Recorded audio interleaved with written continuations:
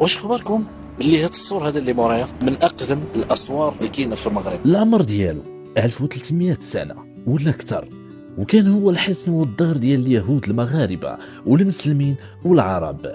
كانوا كاملين كيعيشوا بلاصة وحدة وكيعيشوا كعائلة وحدة، السلم والسلام.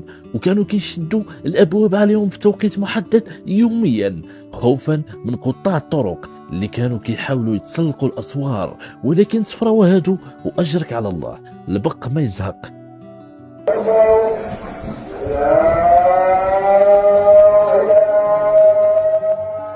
سبعة ديال الابواب كبار هما المفتاح ديال الدخول للمدينه القديمه: باب مني مدرك، وباب ستين سودة، باب المقام، باب المربع، باب المجلس، وباب غديوه، وباب درب عمر.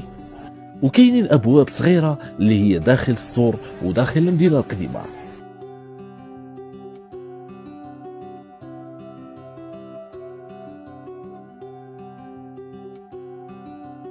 وما تنساوش ديروا متابعه باش يوصلكم الفيديو الجاي.